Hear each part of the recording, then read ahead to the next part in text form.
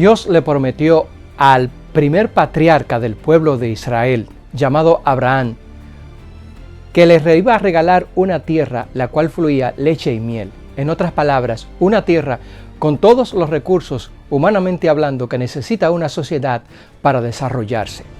Pero cuando Abraham llegó a esa tierra, el espectáculo que encontró allí era decepcionante, pues la tierra estaba habitada por tribus cananeas, las cuales tenían y practicaban una religión degradante y sacrificaban a seres humanos, específicamente a niños. Así que Abraham, ante aquella situación, pudo haber pensado que aquella no era la tierra que Dios le había prometido Dios y que estaba equivocado. Pero antes de continuar, te invitamos para que te suscribas a nuestro canal y actives la campanita de las notificaciones para que no te pierdas ninguna de nuestras actualizaciones. Abraham recibió el llamado de Dios para salir de su tierra y de su parentela, sin saber a dónde iba, dice el apóstol Pablo en Hebreos 11:8.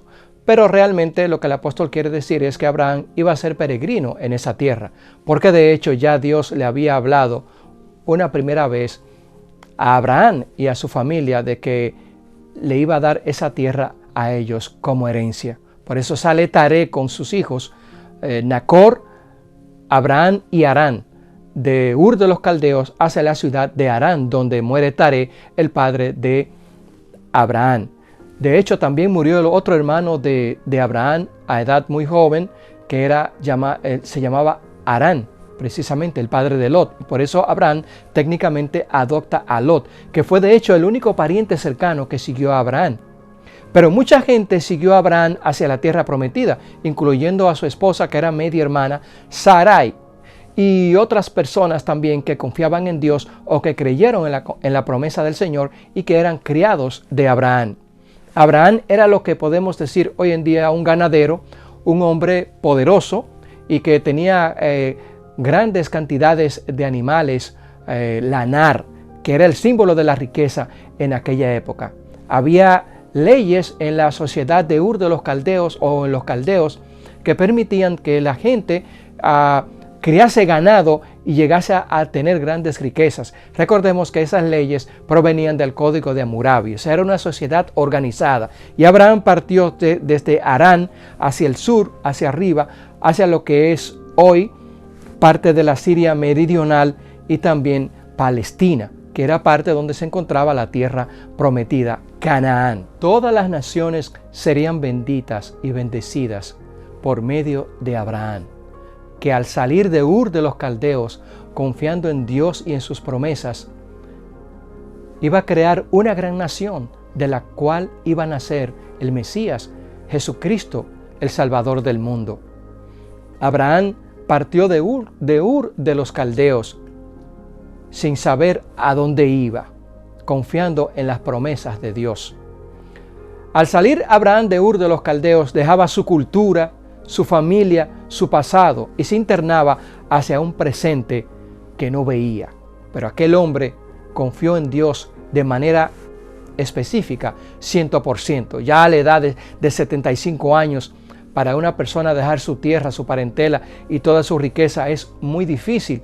Pero aquel hombre confiaba tanto en Dios que ni siquiera preguntó que la tierra que iba él o que Dios le iba a dar era del primer mundo, si era desarrollada o qué había o qué no había. Solamente confió en Dios y le fue contado por justicia. Y por eso todas las naciones de la tierra fueron bendecidas. Recordemos que la tierra antes del diluvio, sobre ella pesaba doble maldición: el pecado de Adán, el derramamiento de la sangre inocente de parte de Caín, y también cuando Noé, Dios le hizo la promesa al hombre de que no iba a destruir el mundo con agua a través de un diluvio, sino que iba a haber un plan específico para salvar al hombre, el cual por medio de Abraham se llevó a cabo. Cuando Abraham y todas las personas que estaban con él llegan a la tierra prometida, a la tierra que Dios le había prometido, llegaron a una ciudad llamada Siquén.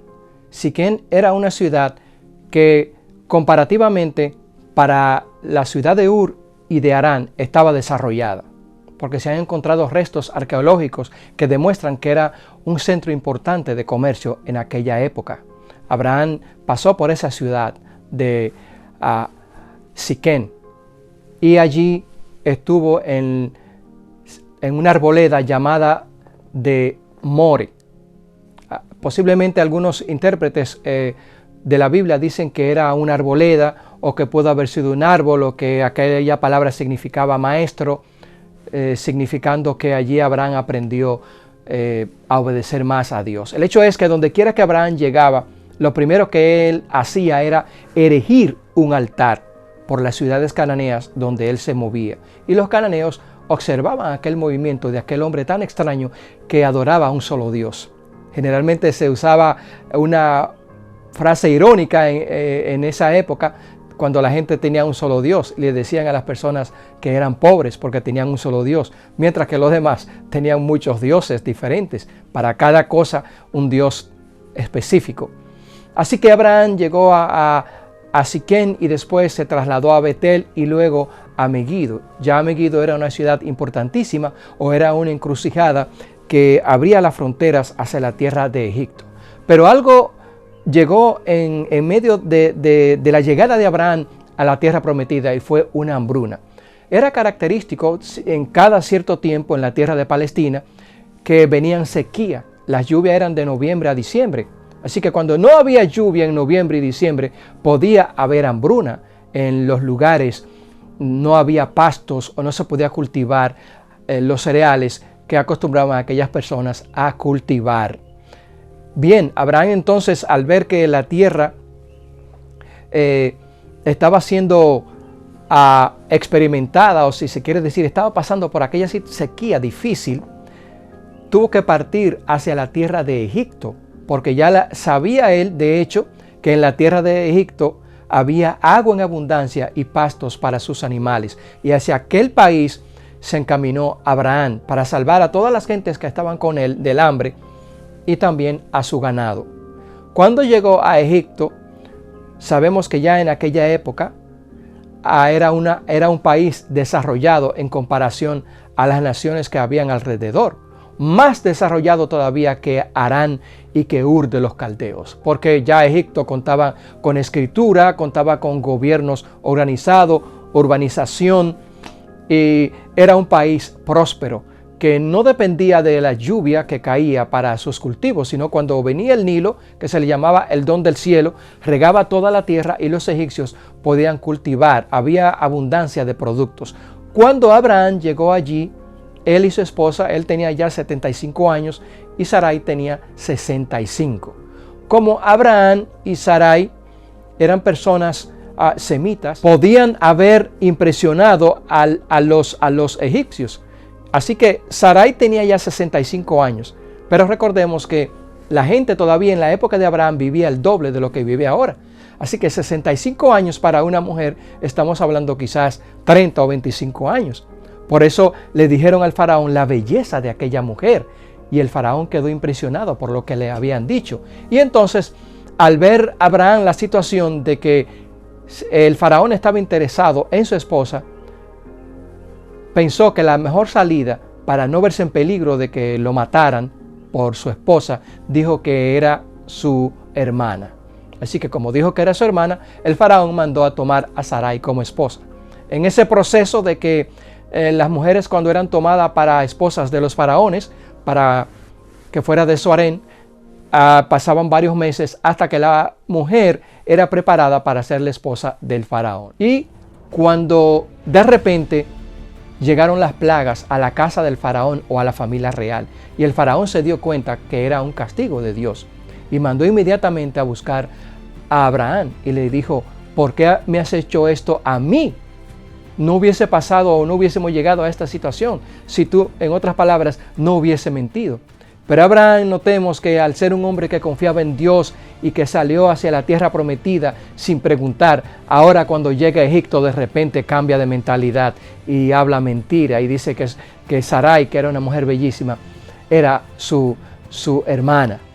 Y así que el faraón le dijo: toma a tu mujer y vete, porque el faraón definitivamente no quería comprometerse con aquel hombre que estaba protegido por Dios.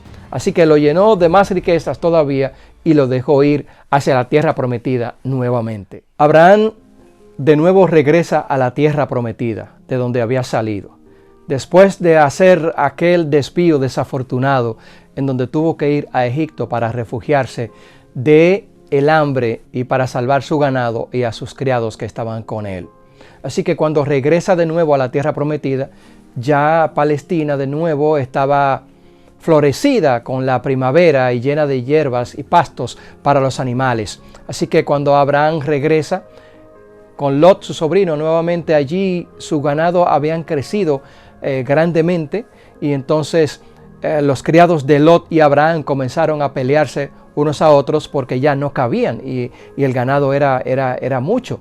Así que Abraham le dijo a Lot: mira, nuestro ganado es mucho, vamos a tener que separarnos y no debemos de pelear porque somos hermanos. En otras palabras, los hermanos no debemos de pelear, sino que debemos de resolver nuestra situación de una manera pacífica. Y qué grandeza la de Abraham.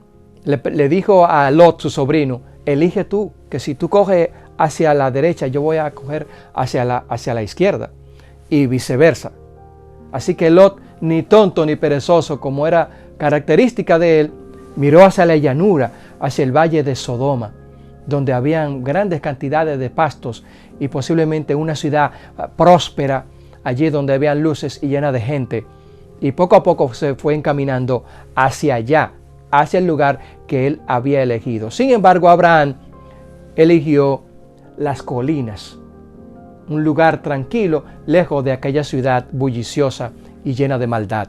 Y ese fue el camino que escogió Lot, sobrino de Abraham. Notemos nosotros el tipo de persona que era Abraham, que sin embargo, en vez de él ser el mayor y él haber sido el que recibió el llamado de Dios, le da el privilegio a su sobrino de elegir el lugar de la tierra que él prefería ir. Abraham era un hombre cortés, que es parte de la característica del cristiano. Y Lot, quizás en otras circunstancias podemos ver más adelante qué tipo de carácter o temperamento tenía aquel hombre joven y lleno de deseos de progresar materialmente. Después ya de que Abraham se estableció en las colinas, en los lugares que él había elegido para su ganado, y ya Lot se había apartado de él hacia la llanura de Sodoma, aquel valle floreciente y lleno de riquezas, pasó algo inesperado y espectacular, y fue que se produjo una coalición entre países. 4 reyes babilónicos que habían dominado aquella región marcharon contra Palestina, o contra 5 reyes cananeos, incluyendo el rey de Sodoma, que habitaba en aquella región. Así que Abraham se vio envuelto de repente en aquella situación bélica sin querer, cuando alguien vino a él y le dijo que los babilonios habían arrasado a Sodoma y se habían llevado cautivo a su sobrino Lot. Abraham se llenó de preocupación y, olvidando la ambición que tuvo Lot al elegir la llanura, preparó a sus criados, los cuales tenían preparación militar porque eran personas que venían de Ur de los Caldeos, los cuales conocían de armamentos y tenían entrenamiento militar. Así que Abraham no partió con aquella gente contra todo el grueso o el ejército o los ejércitos babilónicos, sino que marchó hacia el campamento donde estaba prisionero su sobrino Lot y el rey de Sodoma. Y cuando llegó allí a aquel lugar de noche, lanzó un ataque sorpresivo y los babilonios se dieron a la fuga, rescatando él a su sobrino Lot, al rey de Sodoma y a todas las personas que estaban con ellos. Cuando llegaron de la guerra, era costumbre en aquel entonces que el que ganaba la guerra o aquella batalla se quedaba con el botín. Así que el rey de Sodoma le dijo que tomara el botín de la guerra y que solamente le devolviera a los prisioneros. Así que Abraham le dijo: no se haga así, no voy a tomar ningún botín para que después no se diga que alguien me ha hecho rico a mí, o en otras palabras, que La gente de Sodoma lo había hecho rico a él, o habían hecho que su riqueza aumentara.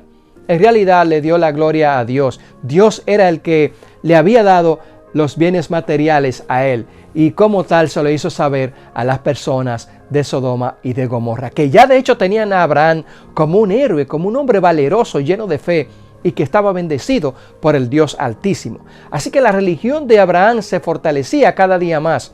Aparte que donde quiera que iba dejaba un altar, era una señal de integridad y de un hombre que confiaba en el Creador de la naturaleza y de la vida, contrario a los dioses cananeos que confiaban en toda aquella parafernalia de dioses enojados que venían y participaban de la humanidad, o tenían comportamientos humanos. Esa era la característica de aquellos dioses, de aquella región. En cambio, el Dios de Abraham era un Dios justo, era un Dios salvador, era un Dios misericordioso. Después de aquella victoria bélica que tuvo Abraham sobre los babilonios, aparece en el escenario el sacerdote Melquisedec, que tanto hemos hablado de él.